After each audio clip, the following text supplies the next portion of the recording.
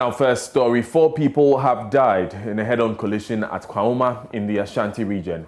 A truck carting timber logs lost balance, running into another transporting cattle. 2 others are in critical condition at the Konfanochi Teaching Hospital. Correspondent Nanaya Ojima joins us live with more. Nanaya, what more do we know about this accident?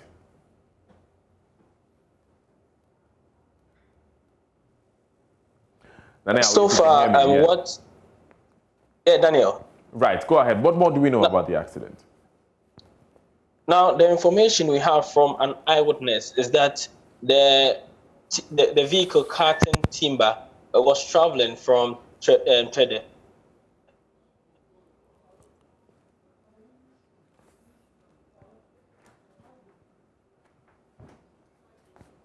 to he spoke to this, and as a result, lost balance and went off his lane of the road, or his side of the road, and ran into the other, which was also transporting cattle.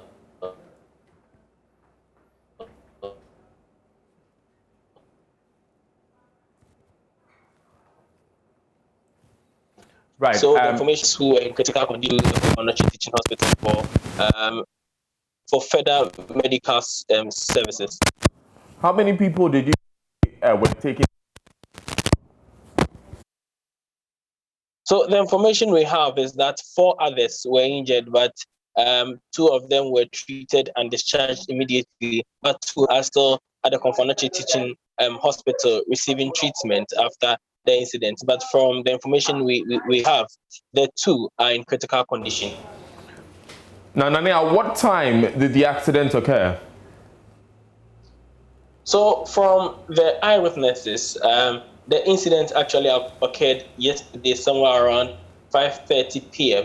and they were able to get through to the police and also the fire service to help them with to help them get out the people who were trapped in the vehicle. So after the rescue mission was around 6:30 in the evening. But another information that we are also picking is that somewhere along the same route, another fuel tanker, which didn't have any content in it, also fell off the road. It also skidded off the road. The cause is actually unknown, but the police say they are still investigating, and in due time, we will be updated on information on that incident as well. So 2 separate accidents happened on the Trede to Ahojo route in Kumasi. Nana Ojima, thank you very much for those updates. Back to Accra, and the Ghana Police Service says the reasons given by some Ghanaians for a need to hit the streets to demand better living conditions are not compelling. This is contained in an affidavit in support of a motion filed at the High Court seeking to restrain the protesters from embarking on the street protest. Some Ghanaians have in the last few weeks agitated through a social media hashtag, FixThe, demanding better living conditions. A planned May 9 protest was scuttled as the police secured a court order barring any protest till the COVID-19 restrictions on public gatherings are lifted. This order was set aside by the Supreme Court on Tuesday as it ruled that it was contrary to the law. The Ghana Police Service, however, in a statement shortly after the ruling, warned against anyone attempting to protest, saying there is a pending case at the High Court. Let's give you further details from that statement.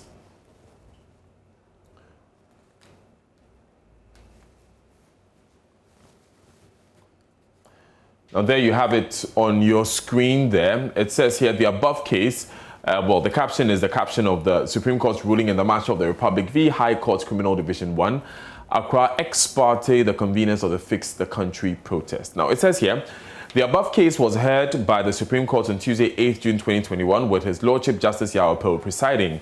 It says the Supreme Court quashed an earlier order granted ex parte by the High Court on May 6, 2021, restraining the convenience of the hashtag FixThe protest from embarking on a public demonstration. It says the decision of the Supreme Court was based on the indefinite terms in which the ex parte order was made. However, the Supreme Court refused to restrain the Ghana Police Service or the agents assigned workmen on workwomen from unlawfully interfering with the constitutional right of the conveners of the FixThe protest from embarking on a public demonstration.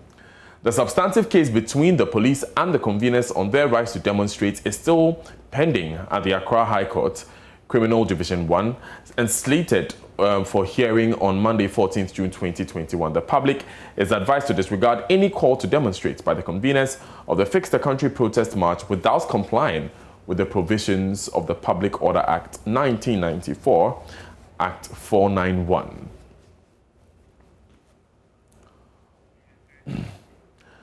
Now, after this statement was released, we spoke to one of the lead campaigners in the Fix the Country protest, Ernesto Yeboah, and he told us they are unable to respond to the police at the moment because of the error-ridden nature of the statement, while insisting the hashtag Fix the Country protest will certainly take place.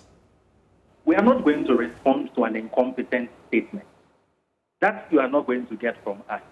Madam Ifeatingi, if she really wants our response or really wants to show the people of Ghana that they have some maximum or minimum amount of respect for us, then they should withdraw the statement, correct their grammatical errors, whatever it is, and then bring it back to the public domain. They are Ghana Police Service, not the party police service. So this thing about making excuses for them, Ghanaians deserve better. When we say fix the country, these are some of the things that we are talking about, where some of these incompetents, imagine this happen elsewhere. Those democracies that we look up, will they take it lightly? Will the media take it lightly? Will the public take it lightly? Certainly not. So, Madam Ifeatingi, if she wants to be taken serious together with the Ghana Police Service, then it needs fixing. I mean, the statement needs fixing. That's what we have to say about it. What's next for your protest?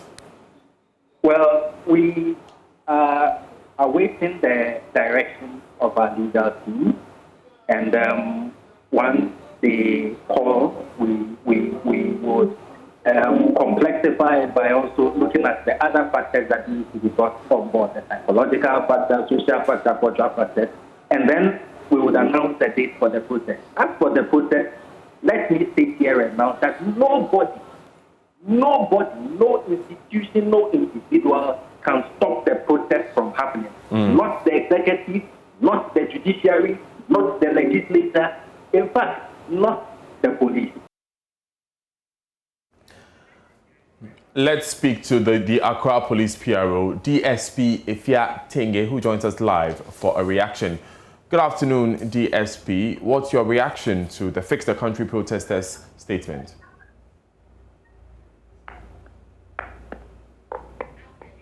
But DSP, can you hear me? Hello. Great. I can hear you now. Great.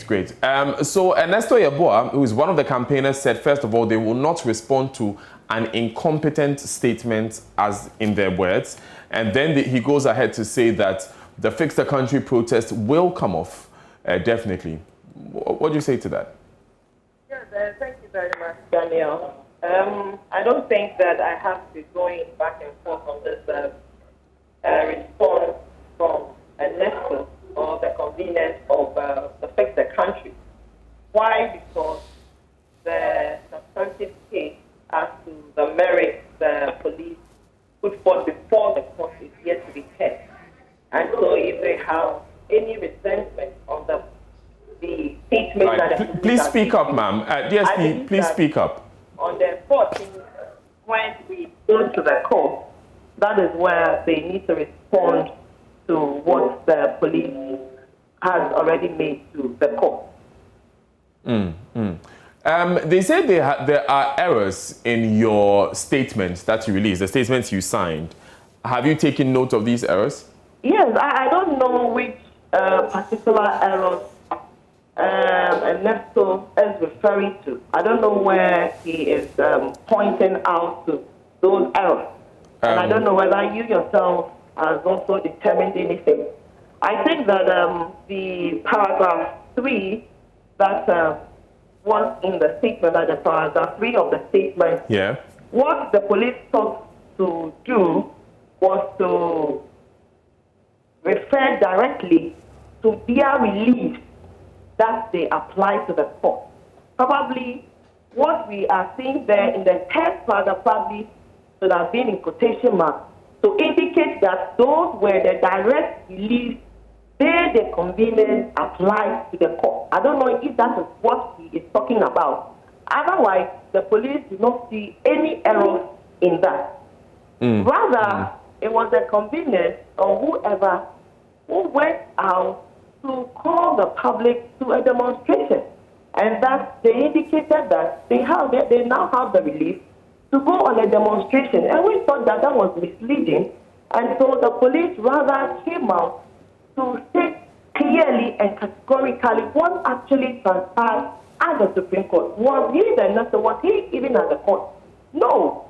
So if he wants to be educated, I think that he should seek their lawyers and the lawyers to educate him on what really transpired at the Supreme Court. But as far as I'm concerned, what we have captured in that statement, no any grammatical error. I think that is what transpired at the court. Okay. And the public should go by it. What they are doing, I think, is a mere mischief, and that the substantive case is yet to be heard, which is even already pending at the Criminal Division 1, that is the coming Monday, that's the 14th of June. And so it is at this point that we all know the reasons that the police had earlier given to the court, and whatever response they also need for the court to come up with a decision on this. I think that this should be well explanatory, and that I want to tell Ernesto that there are no grammatical errors in that statement. If it is the paragraph 3, then I would say that we made direct reference, the police made direct reference to the relief they were seeking at the court. And I have the relief here. So the relief... If time permits me, I can read it out for everybody. So the police hasn't made any grammatical error in that paragraph. Right. So DSP, the relief, the quotation for the relief begins from the word restrain in the 3rd paragraph. Restrain the Ghana police from unlawful... Okay. Yes, right. Yes. DSP, if you're thinking... but I believe that this is the basis for Mr. Yeboah's point, being that perhaps there should have been some quotation marks there. But my final question really would be that if the Fix the Country protesters should put out a statement today that they're demonstrating, let's say, on Saturday or on Sunday, what will the police do? No, I think for now, the Fix the Country brouhaha or demonstration is a case that is already pending at the court. And so whether they have the right to demonstrate, whether the police have grounds to restrict them from demonstration, that particular case is yet to be heard at the court. Why won't they exercise the patience for that case to be heard? Because now they are party to the case that has been earlier applied at the High Court. So it is in those same vein, it is in those same protest, Fix the Country, that for which reason the police earlier went to court, and now they have been served on notice to come to the court so that we will be heard by a competent court of jurisdiction. And so I will say that they should exercise patience because the case is already pending at the court. Let's go to the court and we would find out what the court thinks about police's position and their submission. Then from there, if they have to go on the demonstration, whatever it is, then we'll take it from there. DSP Efiasenge, thank you very much for joining us. She's Public Relations Officer for the Accra Region Police. Now, Minority Leader in Parliament, Haruna Idrisu, has described the Chief Justice's petition to the General Legal Counsel to investigate a statement made by former Deputy Attorney General Dominic Ayine at a CDD event last month as an attack on freedom of speech. Addressing a media briefing in Parliament House, Mr. Idrisu warned the petition undermines Ghana's democracy and the right to free speech. Dr. Ayine told the CDD forum last month that the Supreme Court failed to apply the country's laws in its rulings during the 2020 election petition, prompting the referral.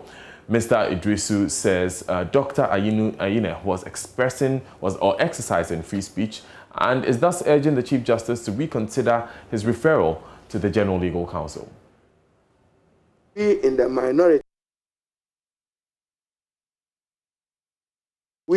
minority find the invitation to be in utter bad faith and meant to be an attack on free speech on Parliament as an institution and also as an affront to democratic and academic freedom. This invitation must also be seen to be an attack on freedom of expression and is only deepening growing concern about the creeping culture of silence in our country, which is gradually lingering its ugly head on our democratic dispensation, and therefore a grave threat to the sustenance of democracy in our country. In our view, Dr. Ayeni was speaking as Member of Parliament, Chairman of the Subsidiary Legislating Committee of Parliament, and not only as a lawyer. I emphasize, he's Member of Parliament, he's Member of Subsidiary Legislation Committee of Parliament, and Chair of the Subsidiary Legislation Committee of Parliament. He has a duty and responsibility as Member of Parliament and Chairman of the Subsidiary Legislation Committee of Parliament to speak to the public on matters of public interest, as he did at the forum on the presidential electing petition and its impact on Africa's democracy. Why must the tangential fact that he's a professional lawyer deprive him of his right to free speech? I ask. First, as a citizen of Ghana, secondly, as Member of Parliament, and thirdly, as Chairman of the Subsidiary Legislation Committee of Parliament. Probably even if he made these comments on the floor of Parliament, he would have been covered by privilege. And therefore, it will also raise a question whether his privileges are not being disrespected if he was speaking in his capacity as Chairman of the Subsidiary Legislation Committee. The Chief Justice's position, in our view, is an infringement of Dr. Ayeni's right to free speech on all scores and intended to render him ineffective as a representative of the constituency and as Chairman of the Subsidiary Legislation Committee of Parliament. And that's Haruna Idrisu. He is Minority Leader of Parliament. Let's cross over to the House now. Currently before the Appointments Committee of Parliament is Hassan Tampuli. He is Deputy Minister Designate for Transport and Member of Parliament for Gushegu. The national community is responding. The passengers are coming in, and we are also flying out. This will get better. Thank you very much, Mr. Chairman. Thank you. The John Mahama-led administration, let me just limit to that section. Minister, do you have a problem? Is credited for the largest infrastructural developments in the aviation industry. And I think that is not disputed. Mr. Minister, your deputy is the one on the seat, not you. What plans does the government have to, let me describe it, to sweat those assets to make sure that the most benefits are gotten from all that infrastructure development? And do you think that we are there yet, or there's much more to do as additional businesses to support what has already been done? Thank you. Thank you very much, Mr. Chairman. I think that if you look at Article 37(5) of the Constitution, in terms of existing government projects that should be continued as much as possible, this government is giving fidelity to that provision, in that projects that are ongoing would be continued, and the benefits that will yield to the country would come to us. And so it's on the basis of that one that government is continuing with the Kumasi, Tamale airports, and then any other airports that I think Sunyani is almost completed, Takrady airport, and so on and so forth. So, Mr. Chairman, the ongoing work suggests to me that the government, fully, is in sync with the position that you have just espoused. Thank you very much, Mr. Chairman. Thank you. My last question is on licensing. A lot of people who are existing drivers or those who aspire to be drivers complain about the high cost of getting a license. And yet the legal requirement for a driver is to get a license. Is there a possibility of DVLA giving even a payment plan to somebody who says he wants, because Ghana is hard, and for him to be able to get that chunk of money to get a license, if he could, he would have gotten them. Is there a possibility Honorable Member, how much did they say it cost them to get a license? Mr. Chairman, it depends. There's a stage 1, there's a stage 2, and then you have to get a driving code from the driving school. After your question, I'll guide you outside how to get a license at the least cost. Mr. Chair, I've forgotten that you used to head DVLA. I shouldn't even be asking him this question. Thank you.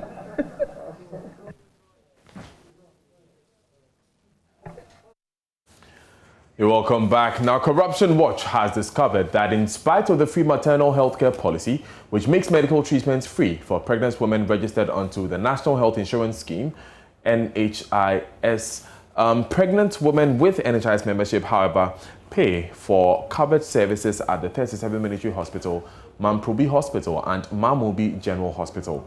Corruption Watch investigative journalist Francisca Enchil spoke to a woman who, after losing her child, did not have access to the corpse because she owed fees.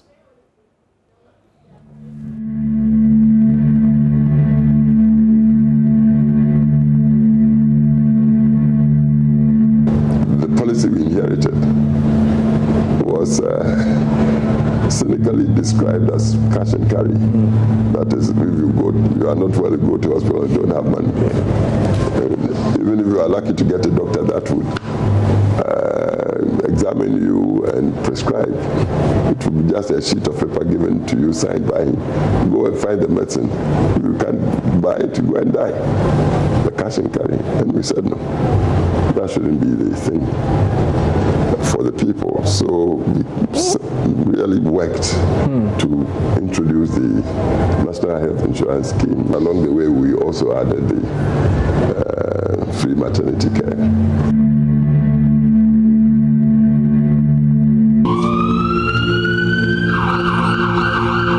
Pregnant Nana, not her real name, is rushed to the maternity unit of the 37 Military Hospital in labor.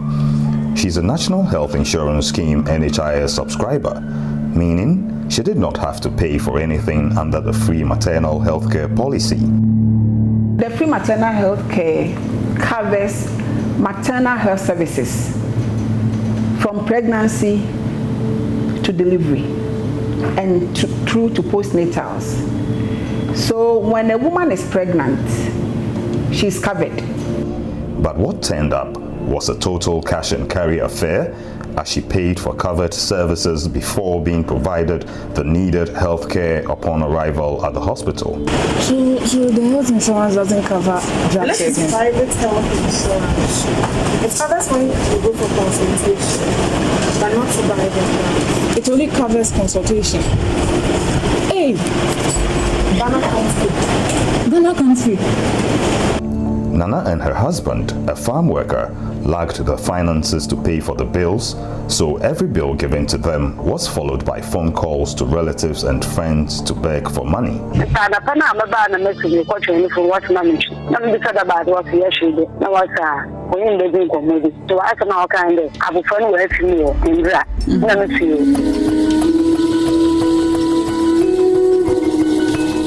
As if that is not enough, the grieving parents were then hit with another news of the body being detained till a 1,064 Ghana cedis 17 pesos being the cost of staying in the neonatal intensive care unit prior to the death is completely cleared before a death certificate and clearance would be issued for the release of the corpse.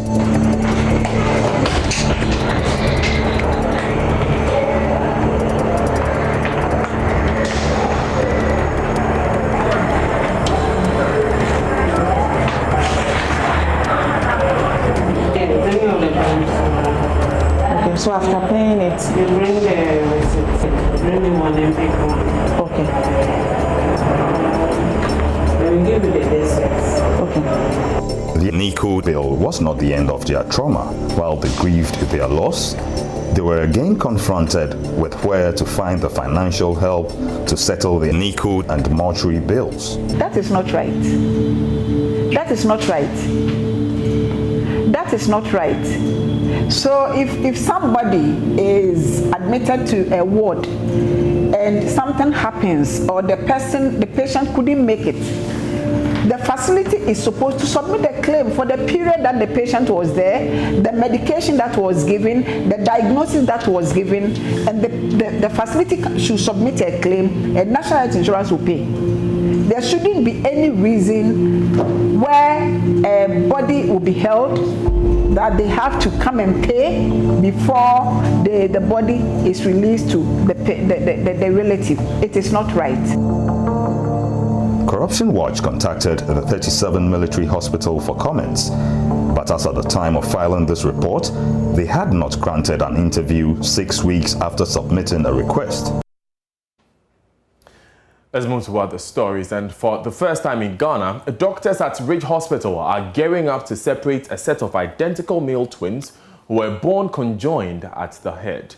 The groundbreaking separation process is expected to last between 12 and 18 months, and the twins who were born 2 months ago are not expected to be discharged from the hospital before their second birthday. Super Morning Show host Kojo Yangson traveled to a small township on the Sawam Road to meet the family of the Bansa Siamese twins and to discover where they will be living after they are surgically separated. We live in one room and we are also plenty in the room. We sleep half side and our things to are half side. When they give light off, the room gets hot. A small 3-meter square room with one bed and no ceiling. This is the hot, cramped space in which Samuel Ado has lived with his wife Justine Bansa and 3 children for the past 17 years. Almost a year ago, they discovered that they were expecting another baby. The family was excited but worried about their living conditions. Imagine their shock on delivery day when a last-minute scan showed they were actually having twins. I'm going to hospital, but they did told me I'll do a scan twice, but they didn't see that it is twins. So the day that I was born, them before the doctor said, oh, my stomach is too big, so I should go for another scan. The time that I went there, they said it is only one, and the doctor said no. If it is one, I can't give birth, so they will do me CS. And I don't like CS, so I said no. If they have told me that if I didn't like CS, they will transfer me to Kolebu, and I tell them that okay, if it is like that, I'll do it. And the doctor sent me back again. I should go for another scan again. The time that I went the second one, before they said that they are twins. But the biggest bombshell was still to come. When Samuel and Justine's 4th and 5th children were born, Siamese twins, conjoined at the head.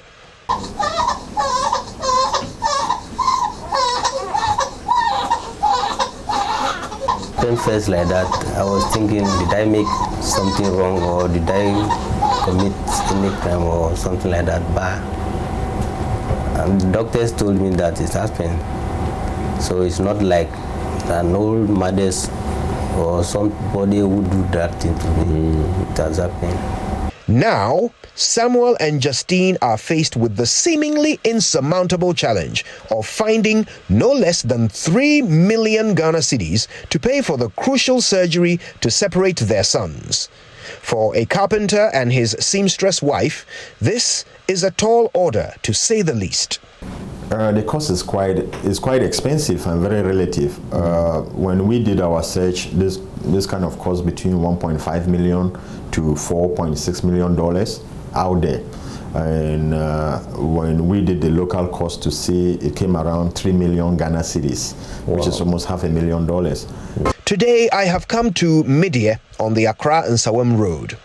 I want to learn more about the family of these special babies and what hopes, if any, they have of raising the money needed for their surgery. Almost 3 weeks I'm not working again because of the situation.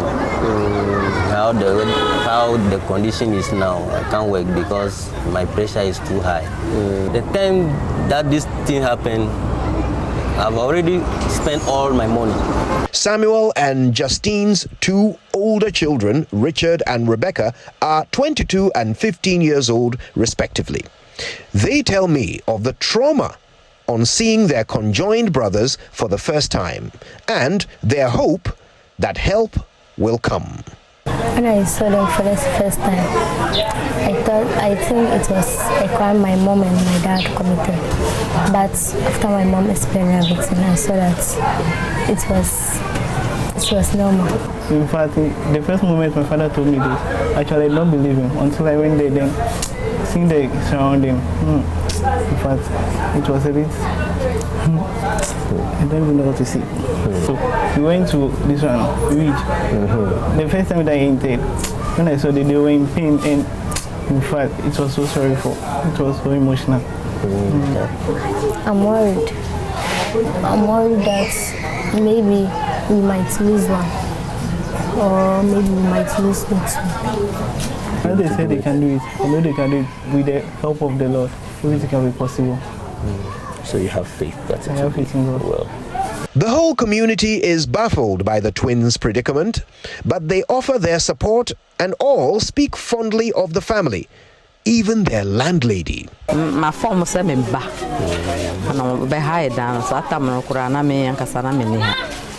I live with them as if they are my own children. They are good people. I even leave my keys with them whenever I travel.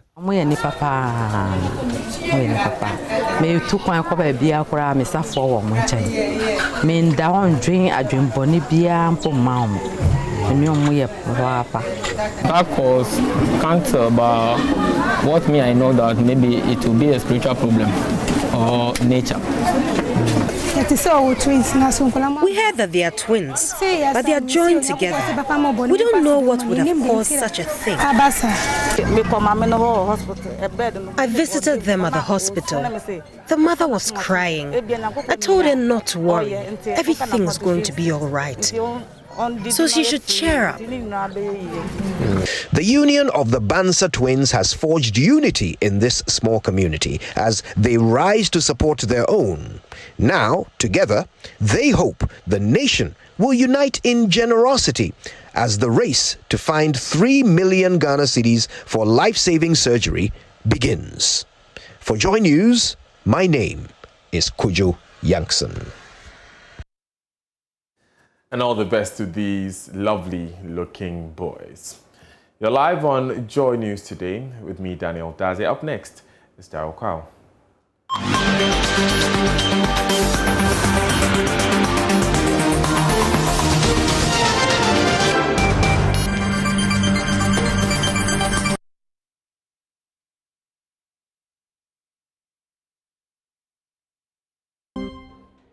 Hi there, welcome to Business. My name is Daryl Kwao. The Internal Audit Institute is pushing for a charter within a year or two that will benchmark performance of internal auditors against global best practices in governance, risk, and control. Now, some internal auditors pre-notified the boards of financial institutions that collapsed during the financial sector crisis, but unfortunately, no action was taken in most instances. President of the Institute, Daniel Kofi Kwampa, spoke to Joy Business at the virtual annual National Internal Audit and Governance Conference. There's more in this report. Mr. Kwampa said the Internal Audit Agency will not condone unlawful practices by members, hence the implementation of standards and best practices. According to him, the charter will seek to reposition internal auditors as professionals with integrity.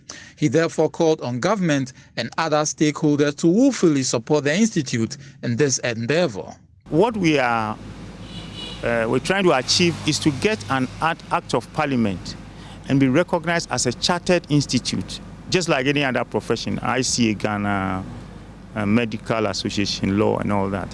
That is what we are working on right now, to get our charter so that we can have that leverage to really engage with our members and then run it as a professional body.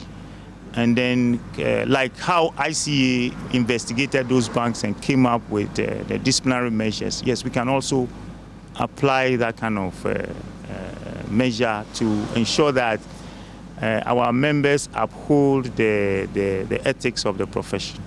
Mr. Kwampa also urged internal auditors, particularly those in the public sector, to up their game and exhibit professionalism all the time. As an institute, we deal with both the public and the private sector. And I can confirm that most of our members are from the public sector. And we think that there's a lot of work that needs to be done in the public sector in terms of building the capacity of internal auditors, developing their skills, their proficiency, getting them to certify as internal auditors, get a professional certification for internal auditors. And then also, we need to get the stakeholders in the public sector to appropriately place the internal audit to such that they give them some level of autonomy, because even though they are part of the organizations, they are supposed to be independent. The theme for this year's conference is to explore and innovate in a disruptive environment. The conference has over 400 participants from across Ghana and Africa. The Minister of Finance, Ken Ofori-Atta, is challenging the media not to just accept allegations of corruption against government officials, but demand proof. Speaking to the media in Sunyani during the Middle Belt version of Springboard Youth Dialogue, Ken Ofori-Atta said unproven allegations affect the country's image internationally and stifles government's economic recovery plans. Precious Semevo has more. The Springboard Youth Dialogue for the youth in the Middle Belt of Ghana, held in Sunyani, was under the theme Repositioning, Bouncing Back from COVID-19 and Financial Opportunities. The dialogue saw youths in their thousands benefiting from the life experiences of various industry players and various opportunities available to them. The guest speaker and Minister of Finance, Ken Ofori-Atta, based on how he nurtured Data Bank, urged the youth not to despise small beginnings. And then Data Bank, starting from this little office in Kantamanto, and today it's got about 500,000 clients, and also managing near $1 billion equivalent of money, and that's just after 30 years, where we are. So do not despise small beginnings. So things may look really like, you're out of that, where am I going to go? But really honor the little things that are given to you as an opportunity, that God will lead you, work hard, have passion on it, and really don't let anybody take your future into their hands. What am I purpose for, and what is in me? What tools do I have that I can leverage to do that, irrespective of what is happening around you. Reacting to allegations of corruption against him and the government, the minister said when people are not made to provide strict proof for allegations made, it does not only dent one's hard-to-earn reputation, but also affect the country's pricing on the international market. To throw such huge accusations, without facts, but it's very easy to fire up the imagination and believe that is true, because maybe that's what they did. But it's quite a shame in terms of the abuse of democracy, to that level, for people who should know, much better. Because these things affect our pricing in international markets too. And that's your business update for now. There's more coming up at the top of the hour on the marketplace. Up next, sports.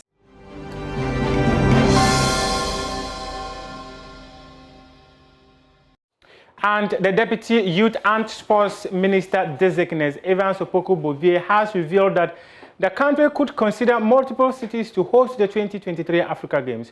Speaking at his vetting on Tuesday, he said the country is working to be ready to host the other 53 African countries that will be joining Ghana for the Games. Ghana will be hosting the 13th edition of All African Games, where 54 countries will be participating in 25 sporting disciplines. The briefing that I have received from our minister indicates that land has been secured at Borteman for the construction of the stadium. Also, the ministry has plans to use existing facilities, i.e. Babarara Sports Stadium is being renovated, Ohinijan, Bukom Boxing Arena. All these facilities are being worked on so that we can also use them. And then the ministry also has plans to use the University of Ghana hostel facilities to accommodate the participating teams. And so when I receive your nod, I will support him to pursue all these activities. Thank you.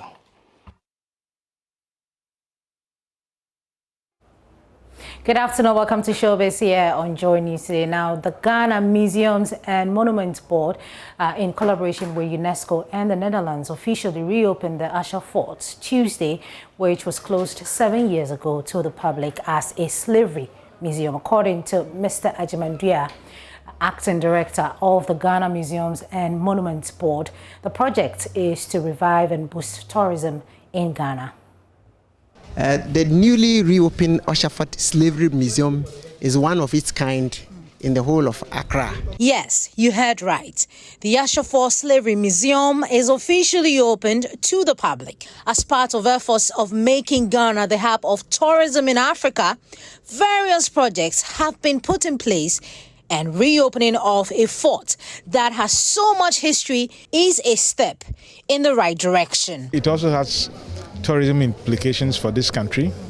We are engaged in tourism. We are aspiring to be a tourism destination. So you put together your elements, you put together your infrastructure to make them world class so they will attract people to come over. So apart from the history, apart from the heritage, we're also talking about economics, and that is what it is.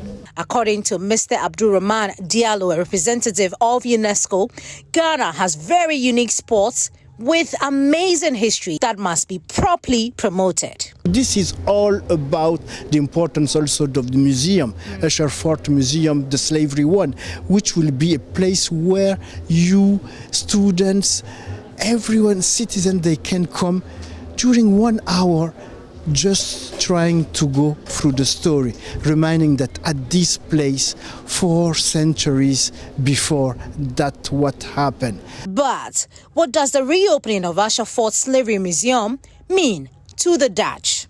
Here is Ambassador of the Netherlands, His Excellency Ron Streeker. If we stand here now, we can only abhor what has happened.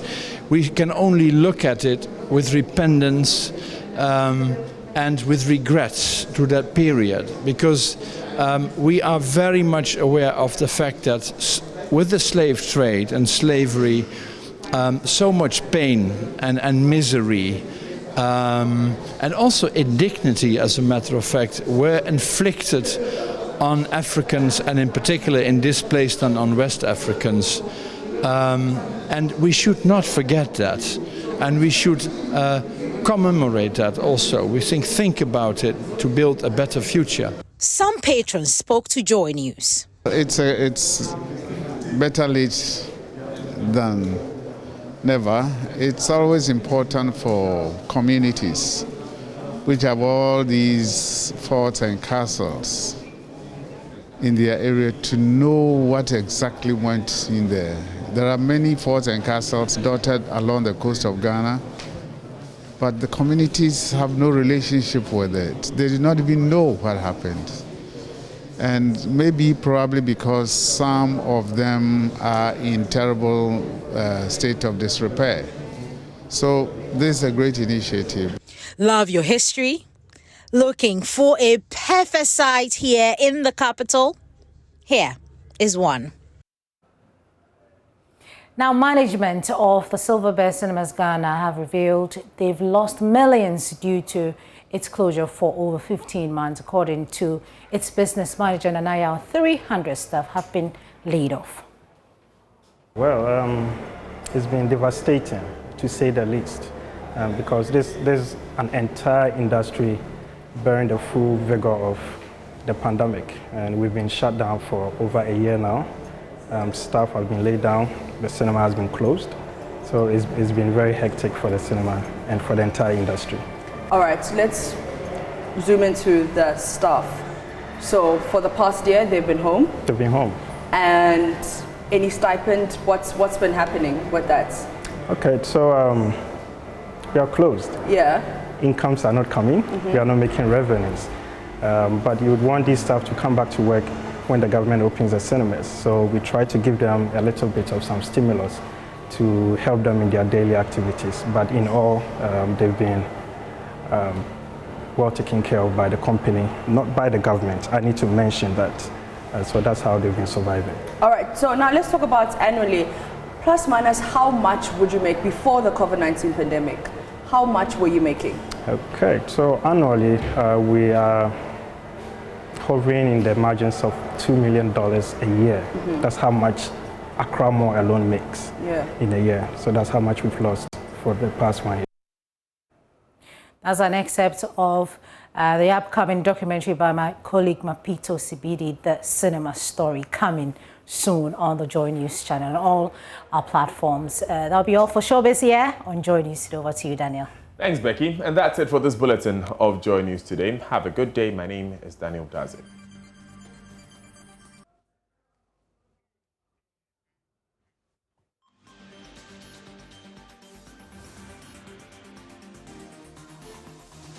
That's myjoyonline.com, available for more news. Up next is The Marketplace.